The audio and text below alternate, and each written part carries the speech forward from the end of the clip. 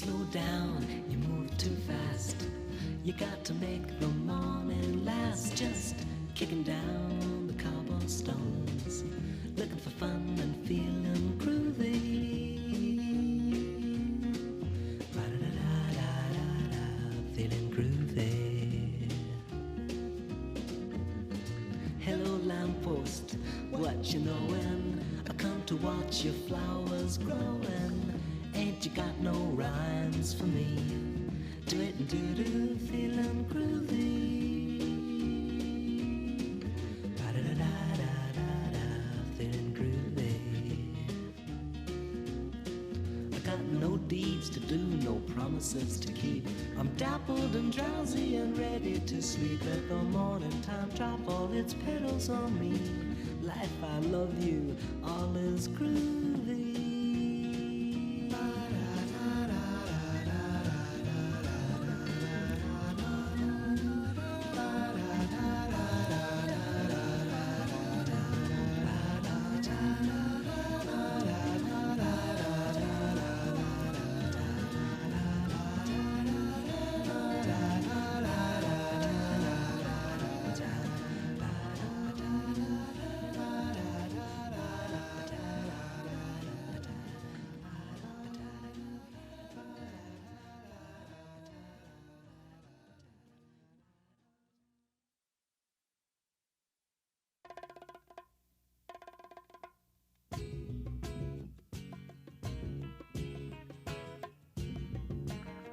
Said, brother, can I borrow a thin, brother, you know, a dime?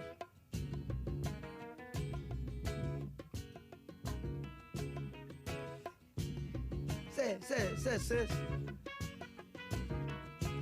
I sure like to have this old dime for me so I can get this cup of coffee. Caught me a snack or something.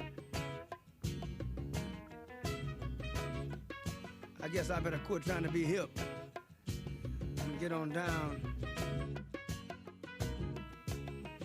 Hey, man, like, you know. I was born in New York City on a Monday. It seems I was out trying to shoot by Tuesday noon. All the bad cats and the bad hats doing me a real big favor. I got the bad cats and the bad hats playing it on real good. There's a dime boy, give me a dime boy. Oh, just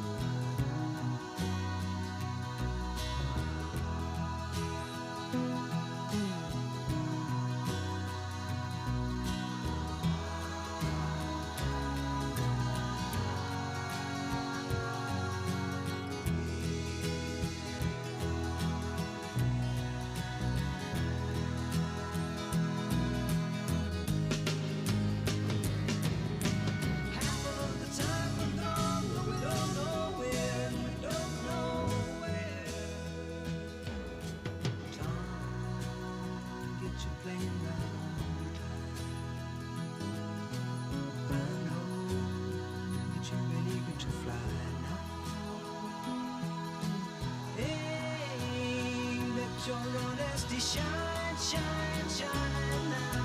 Lord, Lord, Lord, Lord, like it shines on me. The only living boy in New York. The only living boy in New York.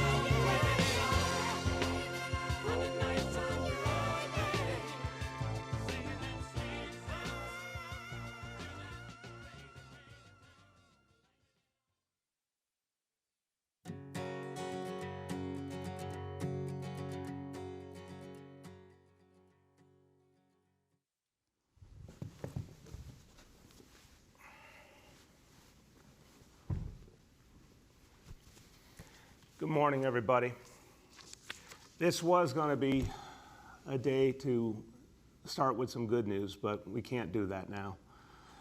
I woke up this morning to news that's so painful for this whole city, but it's particularly painful for all of us who are parents, all of us who had a one-year-old in our lives or have a one-year-old, and that beautiful moment in life full of possibilities. And to wake up this morning and learn that a one-year-old child was killed on the streets of our city by gunfire is just so painful. It's not acceptable. It's not something we can ever look away from. It's something we have to address and stop, and it's just horrifying. A baby boy, DeVell Gardner Jr., 1 year old, playing at a playground. And DeVell was just starting his life, and his life was full of possibilities, and now he's gone. In a different incident, a 12-year-old boy was shot in the leg. This is not anything we can allow in our city. And it's heartbreaking. It's heartbreaking for so many reasons. And it begins with the fact that there are just so many guns out there, and that is a New York tragedy and a national tragedy. But it's also another indication of the work we have to do. We have to heal. We have to bring our police and our communities together. We have so much to do. And it's just something to think about, that it can never be, you can never look away from something like this and be numb to it, because it just goes against everything we believe as New Yorkers. We can't let this happen in our city. So I'm just heartbroken today. I know so many of you are as well. And our hearts need to be with DeVell's family.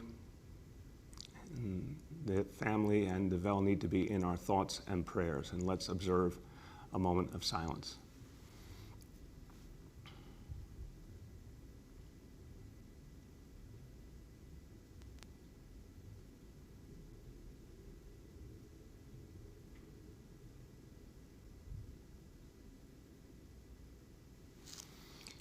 Thank you.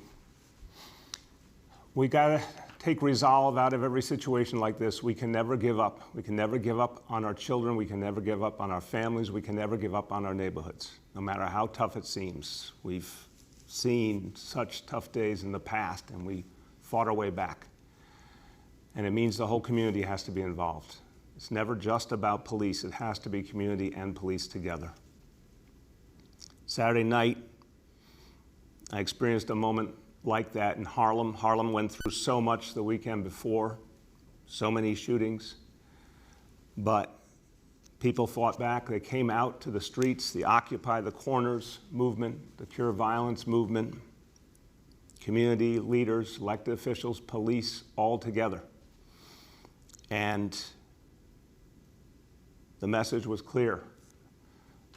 The streets of this city belong to good, decent, law-abiding people who just want to live in peace, and we will not let anyone break that peace. So, what a difficult reality, and yet we always have to remember the many, many good people who are fighting back and who are never going to give in to the violence, and we have to remember that we can overcome it. Let me now talk about what I was going to tell you originally as the first thing to say because it's so important, it means so much. And let me always say that whenever I tell you a fact, whenever something's reported to us, there's always more information that comes in later.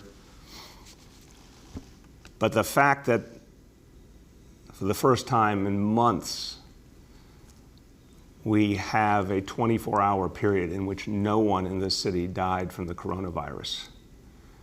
That is so striking and so moving, and it's a statement again about how the city fights back, how people do not ever give in.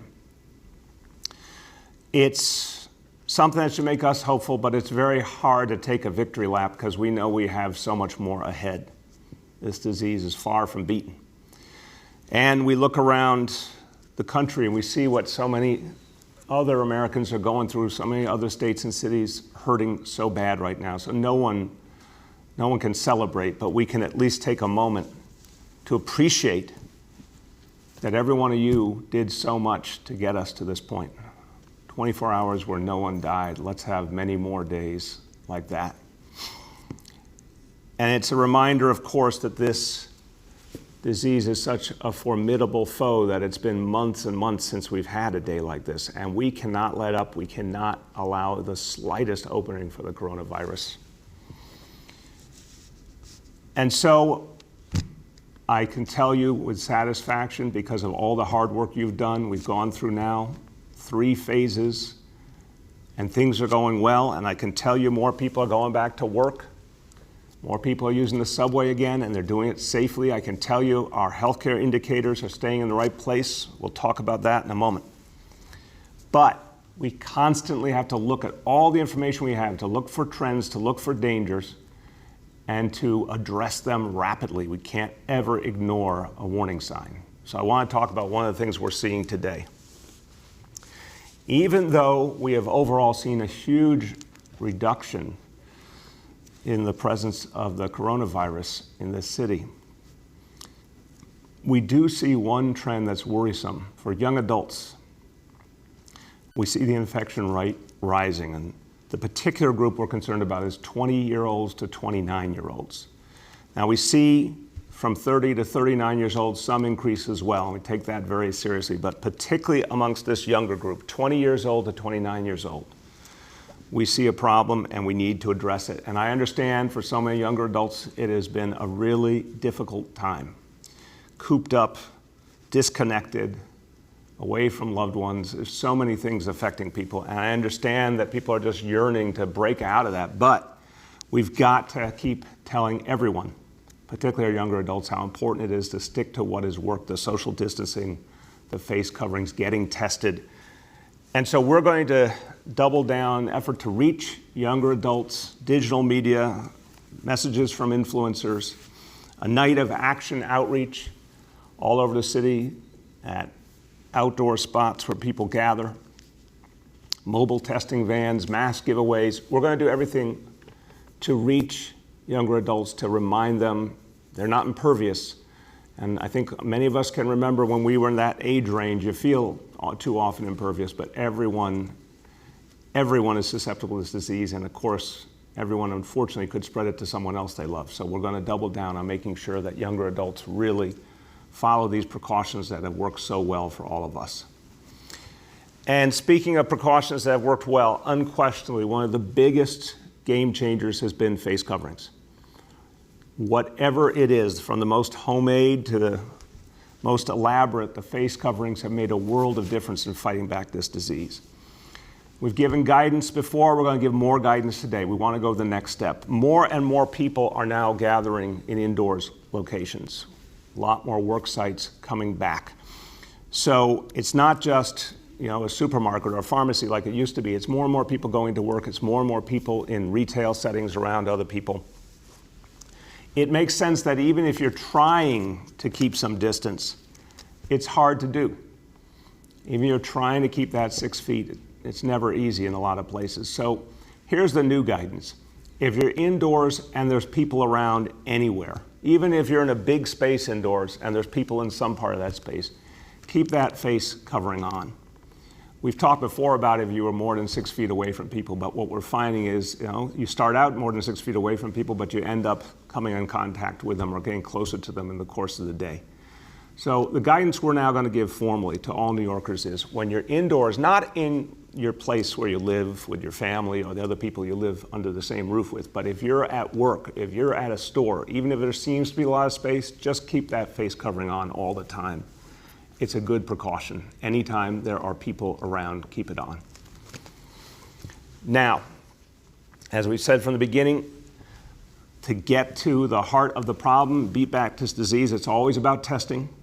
So today we're announcing we're opening 10 new testing sites in the Bronx, Queens, and Brooklyn. This is free walk-in testing.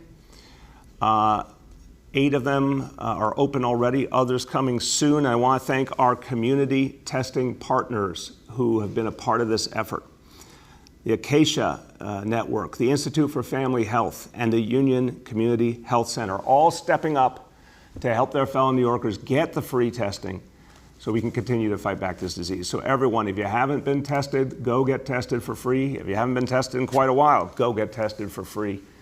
It helps you, it helps your family, it helps everyone. And the fact is, as we are telling people how important it is to get tested, we are running into, just particularly in the last week, a fundamental challenge all over this country. More and more people getting tested, that's a great thing, but the outbreaks around the country are causing a huge strain on the testing labs. This was not a problem a few weeks ago, but it's become a real problem. Now remember, we from the beginning have lacked testing, and this is something that frustrates me deeply. Our federal government never had testing in place from the beginning. They still don't have enough. So we now see in New York and around the country delays in getting testing results, and we need to beat that back. We can do some things to improve the situation here, and we're going to use every tool we can to fix it. But the federal government has to step up now because it's now becoming a national crisis. We used to have almost no testing. Now we have more testing, but if you can't get the results in real time, it doesn't help you enough.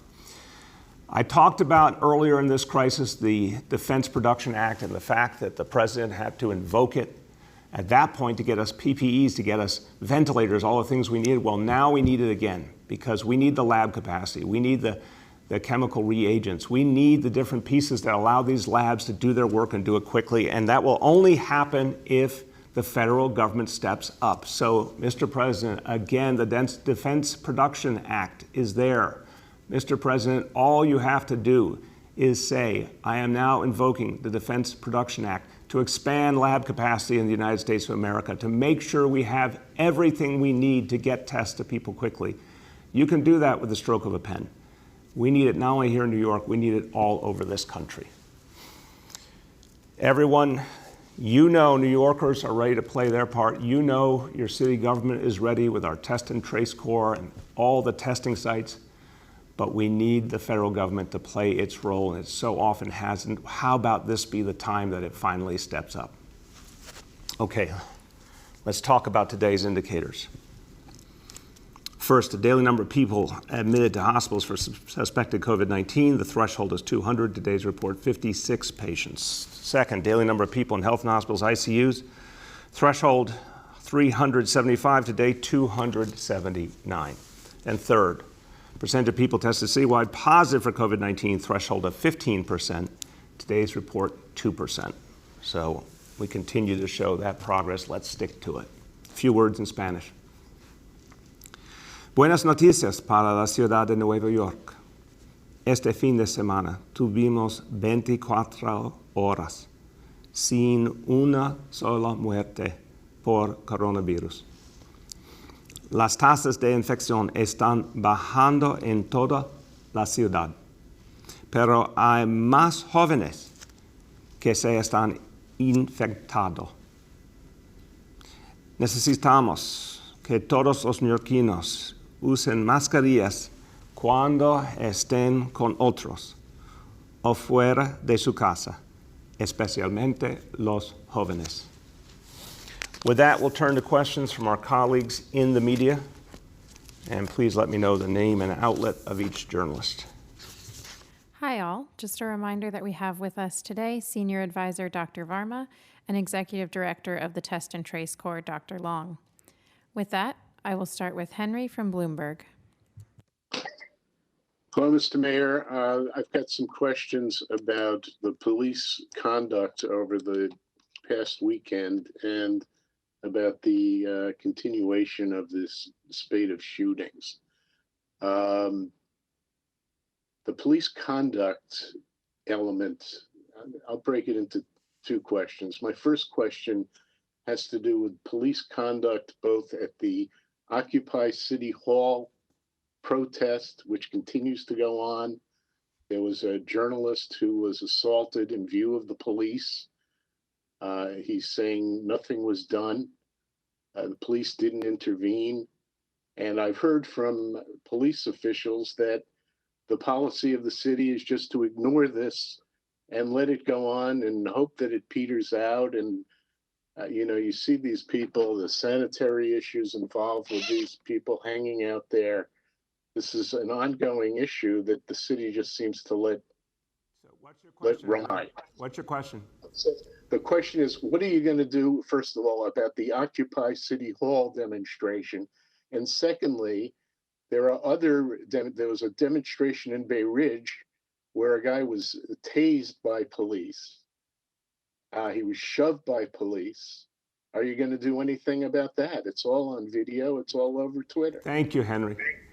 So let me talk about both your questions. First of all, I saw the video from Bay Ridge. I did not like what I saw at all. That's obviously under investigation. And as soon as we have more on that, we'll announce it. Second, in terms of the demonstration near City Hall, it has reduced in size quite a bit. We need to always balance, first and foremost, safety, but of course, freedom of speech. And the NYPD is determining the best way to do that. I have heard the report about the journalist, and if that journalist chooses to press charges, of course, everything will be investigated as with any other potential crime. But to the best of my understanding, he has not pressed charges to this moment. So we take all of this seriously. But the bottom line is that we always want to figure out the best way to balance safety with the other rights that people have. Next, we have Michael from the Daily News. Good morning, Mr. Mayor. How you doing? Good, Michael. How are you? I'm all right. Couple of questions. As far as the police, there've been, people I talked to in the police world have hinted without really saying explicitly that there's a slowdown in effect. And I'm wondering if you feel that that's true based on what you're seeing, and if so, what you plan to do about it. So, Michael, I do not believe that's true. I've talked constantly with our police leadership. No evidence of that I'm hearing about or seeing. Chief Monahan spoke about this very bluntly the other day. Said he does not see that. We've got a lot of work to do. It's a very tough moment, and we've talked about this before. It's a perfect storm moment with so much that has happened in this city, particularly the constant horrible impact of the coronavirus and the dislocations it's caused. But we will fight our way back. And last weekend was really tough. This weekend we made some progress, but still experienced this horrific tragedy. So we have a lot of work to do, and what I see is officers out there doing that work. The second question has to do with the anti-crime unit. Do you regret the decision that Commissioner Shea announced? I believe it was in last month, to disband that unit. And is there anything in the works to replace it? My understanding is it was instrumental in getting guns off the street, and I know there were some issues with it, with police-involved shootings, but I was wondering if you could speak on that a bit. Sure. Michael, it's a very good question, but I want to make clear. I've been watching Dermot Shea's work for 7 years. There's literally no one who understands the challenge of crime in New York City better than Dermot Shea. And he has, for that whole time of 7 years, I've seen him innovate. I've seen him ask tough questions, ask questions that were really about rethinking our approach. And as one of the architects of neighborhood policing, as one of the architects of precision policing, I've seen him in so many meetings say, hey, couldn't we do this a different way? And he came to the decision that the anti-crime unit, that work could be done a different, better way.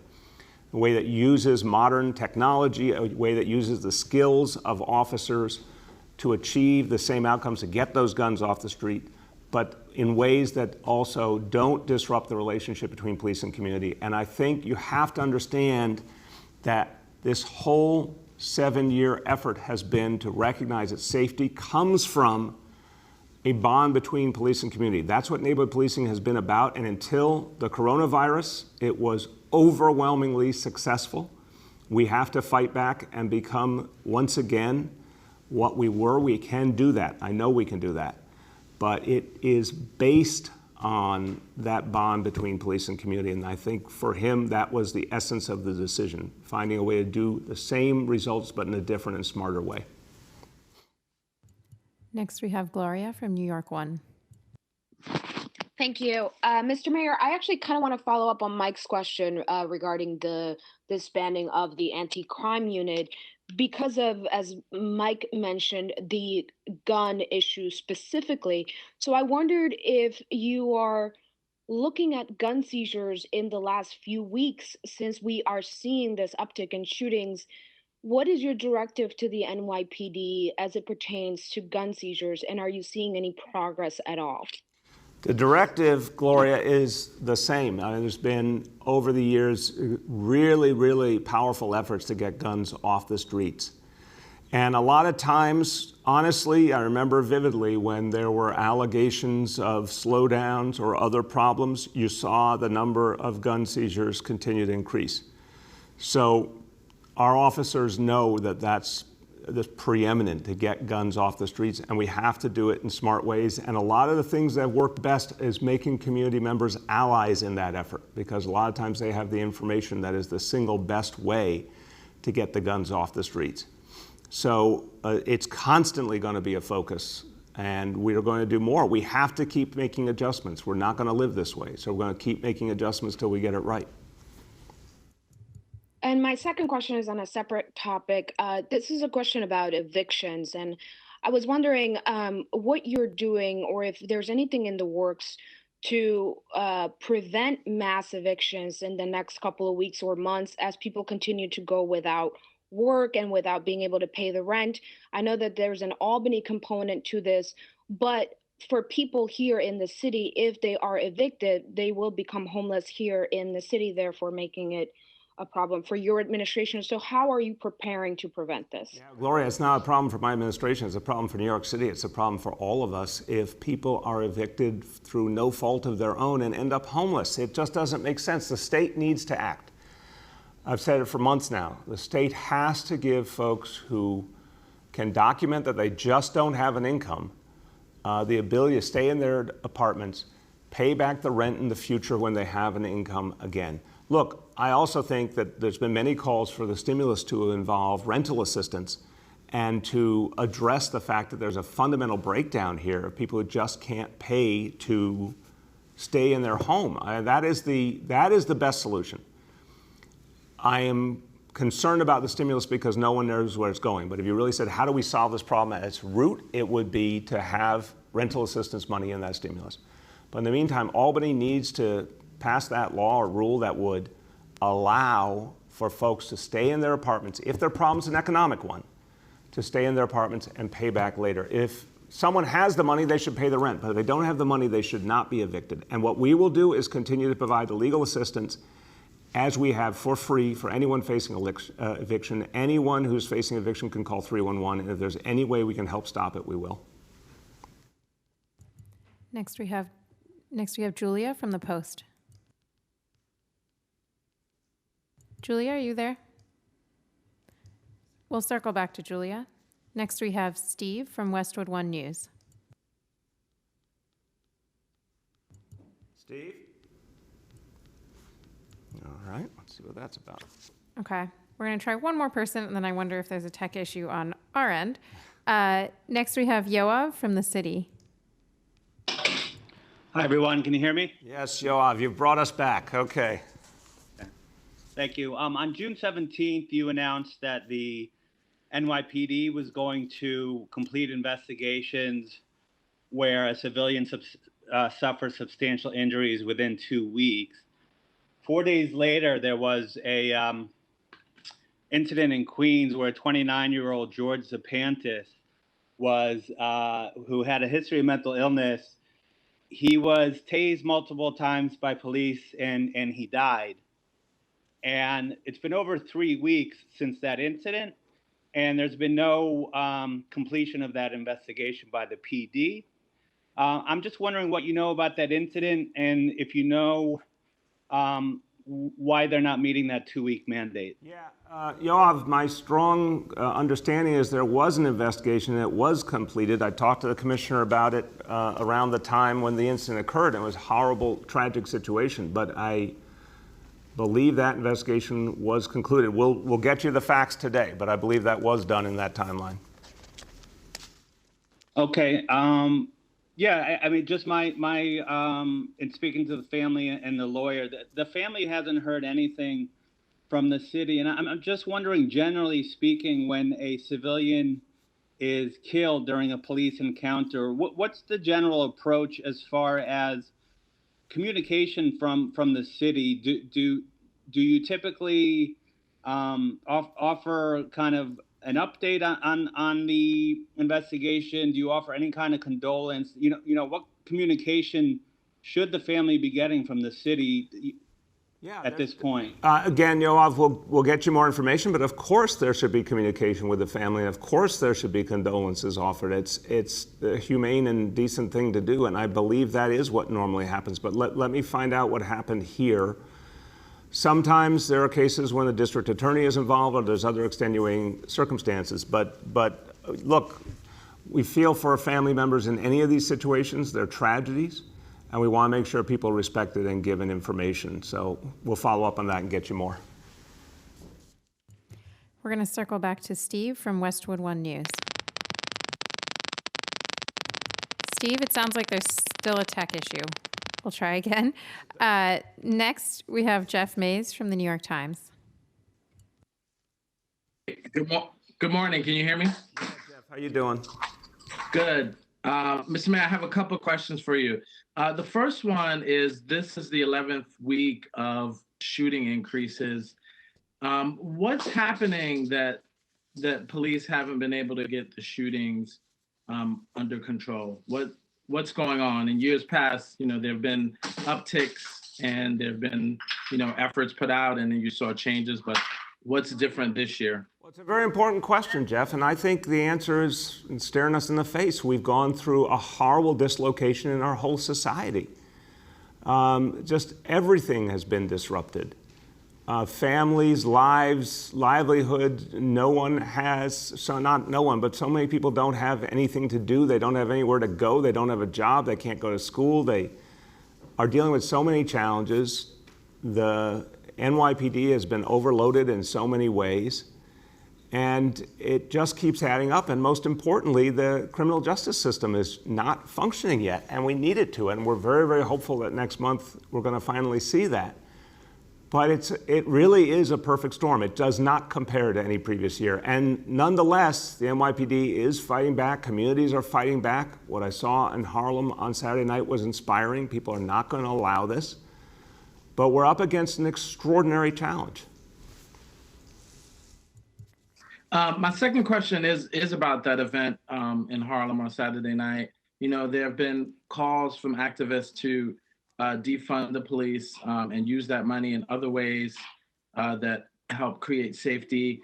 But do you think, or events like that, is that your answer to those calls?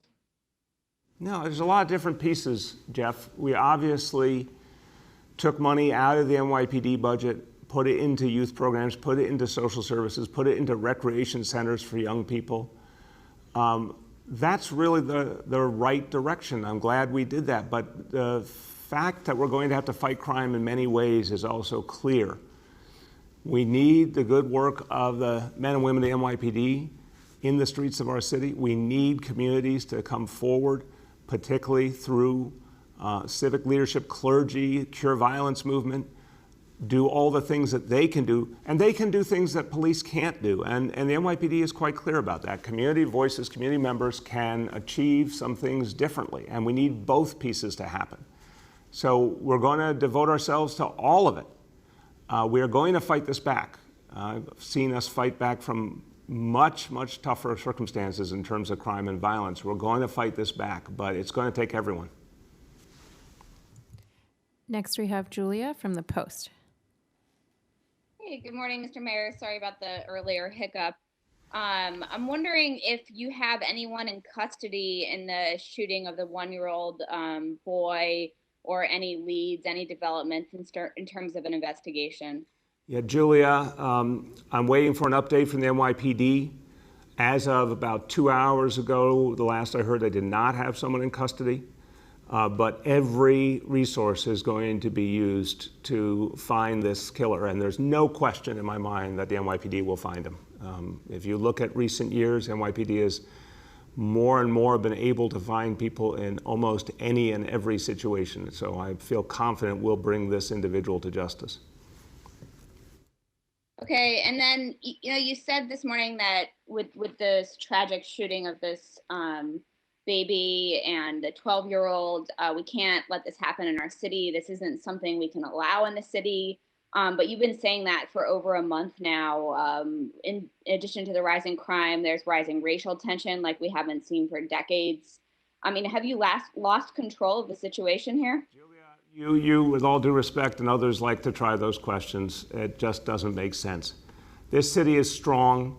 We fought back through a lot before. We're going to fight back again. Remember, this is a day where we can't celebrate, but we note that this city fought back from being the epicenter of the coronavirus crisis to having a 24-hour period with no deaths at all. This city has fought back from crime and violence many times before. Yes, there are tensions out there. There's tensions between police and community, but the vast majority of New Yorkers want to make it work. They want to bring police and community together. And I can tell you, I think the tensions were a lot worse 10 and 20 years ago, and we overcame them. So yes, we're going to move this city forward. Last two for today. Next, we have Susanna from Cranes. Hi, Mr. Mayor. Cranes did an analysis of COVID-19 contracts that found only 5% went to minority and women-owned business enterprises. In light of those findings and the comptroller's survey that found MWBEs consider the city's procurement process burdensome, mysterious, and generally unhelpful, what will you do to lend support to those businesses? Thank you, Susanna. It's a really good question. The procurement process is too complex. There's no question about it. And it grew out of years and years of valid concerns, because a lot of it, if you know about New York City, 25, 30, 40 years ago, there was massive corruption in the contracting process, and a very elaborate set of checks and balances were put in place, but it's become cumbersome. And we've got to make it both smart and effective, but also simpler. So that's something we are working on right now. We've got to get more money in the hands of MWBs right away, and that's something our task force on racial inclusion and equity is working on right now. I know Deputy Mayor Phil Thompson in particular feels passionately about this and is working with agencies to immediately speed the amount of money that will go to MWBEs. The beginning of the crisis, it was literally hand-to-mouth reality with the PPEs and everything else, wherever we could get supplies, whatever company had them. But now we've got to refocus our efforts on equity, and we have to do a lot more with the MWBEs. Do you have a follow? Yeah, I also wanted to ask about the Defense Production Act. With the health emergency largely over in New York, how would you have the president use those funds? Susanna, it's for the whole country. Right now, we've got a nation that needs more and more testing. And unfortunately, we're experiencing the opposite reality now, where the labs, not just for New York, but around the country, are absolutely overloaded. And they cannot keep up, because we don't have enough lab capacity in America. Look what we've seen over the last 4 months. We didn't have testing, we didn't have test kits, we didn't have ventilators, we didn't have PPEs. It's a real sad statement on America that our ability to protect ourselves from a health crisis was allowed to atrophy so badly. I hope this is the ultimate warning sign that we heed and we build up a huge medical capacity in this country to protect ourselves. But right now, with the Defense Production Act, the president can order companies to convert their capacity to lab space, to producing the reagents and the other elements needed to speed up testing. This is a national emergency. And even though things have gotten a lot better in New York City, we're far from out of the woods. And look what's happening in so many other states. They're suffering. So the president needs to use all of his powers to address this issue. Last one for today. Next, we have Steve from Westwood One News. And good morning, Mr. Mayor. I hope you can hear me now. There you go. You sound good, Steve. There we go. Thank you very much. First, I wanted to offer my condolences to the family of that one-year-old child. That's an extremely horrific situation. I'm very saddened by that. I wanted to talk to you about the testing issue, and I've actually been personally affected by this. It's now 12 days since I took a coronavirus test at a city MD in Brooklyn, and I still don't have the results, nor can they find out why I don't have the results yet. I'm curious, and if Jay and Ted can weigh in on this. The city and the state are continually pushing as many people as possible to get tested, saying everybody should get tested. But isn't that impacting, or one would presume that impacts the contact tracing and the effectiveness of contact tracing if we're flooding the system with people who may not have come into contact with anybody who is a known positive? Does this make the most sense now? And how is contact tracing being impacted by this backlog? I'll start quickly and turn to Dr. Varma and Dr. Long. But it's a great question, Steve. And first of all, I'm really sorry you're going through that. This was not a problem. Again, a week or two ago, we were in much, much better shape. I'm not saying everyone got their tests back as quickly as they should, but just a few weeks ago, things were moving pretty smoothly, and we had kept increasing the amount of testing effectively. And now we're up at 40,000 tests a day, which is something to applaud. We want that capacity. We want it to keep growing as we build toward the future in this city. But now we've hit this logjam. Now, again, in New York City, we think we're going to be able to do some things to address it locally. But we need the national solution going forward, because really we should be expanding testing everywhere on a much, much bigger scale. And that's what we've seen work around the world. So that's where we have to go. So we have to crack the code on this problem one way or another. But for our reality, it's really cropped up very recently. Dr. Varma, Dr. Long, why don't you jump in? Yeah, this is Ted. Can you hear me? Yeah. Okay, excellent. I think the mayor hit all of the key points. This is a major national issue with our testing and lab capacity across the board, but we need to be doing as much testing as we can to keep the virus suppressed in New York City. And we're thinking about creative solutions in order to make that happen. One thing I will also say is that at New York City Health and Hospitals, at our 50 testing locations across New York City today, our turnaround time is much, much lower. So please come and visit us, and we would be happy to offer you a test for free. Dr. Varma, I don't know if you want to add anything. No, nothing critical to add. I mean, I think it's just really important to emphasize that we want to make testing sort of a routine and normal part of people's daily lives, because we know there is a risk of people transmitting the infection, even if they don't have any symptoms. So we do really want to keep pushing on that issue at the same time that we're working to build more capacity. Thank you, doctors. Go ahead, Steve. Did you have a follow-up? Yeah, I do have a follow-up. When we look at the daily figures from coronavirus, yes, New York has come such a long way, and we're down to very low figures here, but we seem to be stuck in this range of more or less on either side of 60 new hospitalizations daily in New York City for coronavirus. And it makes me again wonder, we've been stuck in that range since mid-May. Is contact tracing working? Shouldn't that number be coming down even a little bit each day at this point, beyond 60? Yeah, let me give you an important fact to go with that, Steve. It's a very good question, and I'll start, and again, either doctor or both want to jump in, they should. A number of your colleagues asked a really good question, and I asked this question internally as well, of the percentage, of the patients who are going in for COVID-like symptoms, which is that report you get every day. When they were tested, when the test results came back, what percentage actually had confirmed COVID?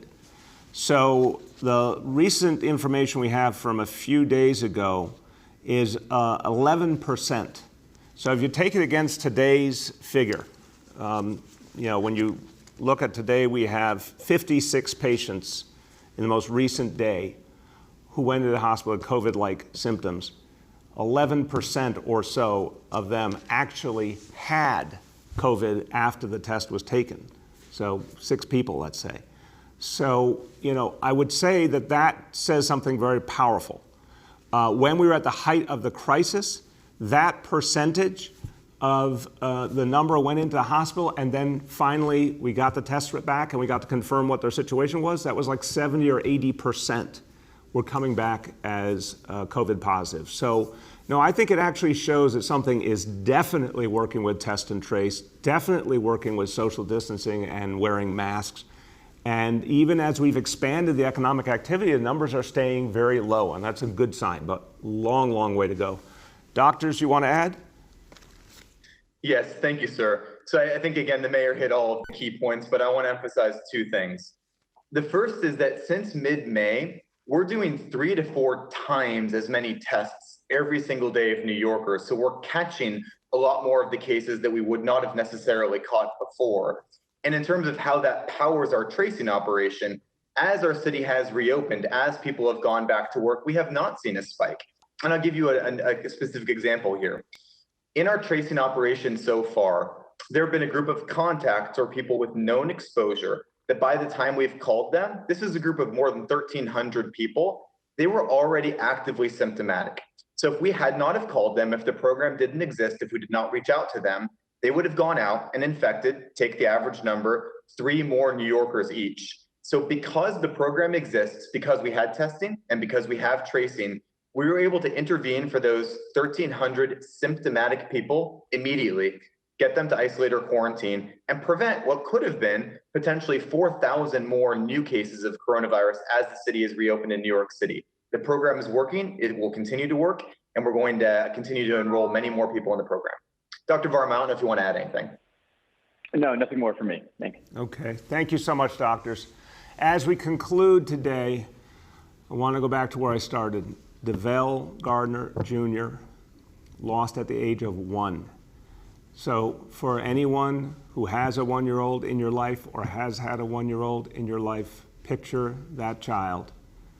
Picture what it would be like to lose that child. And you now know the pain this family and this community is going through. We have to fight back this violence, and it will only happen by police and community working together. It's a painful day, but we should never be in this city without hope, because we have fought through so much before. We have overcome so many challenges. We have fought back unbelievable and painful levels of violence because communities came together. So we have to do it again.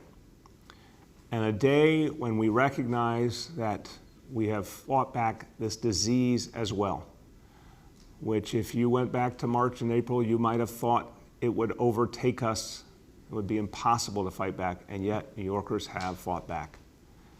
We talk about not a single death in 24 hours. It should be a message to every one of you that your efforts have meant something, and they must continue to the day that we are free of this disease and the day that we are free of this violence as well. Thank you.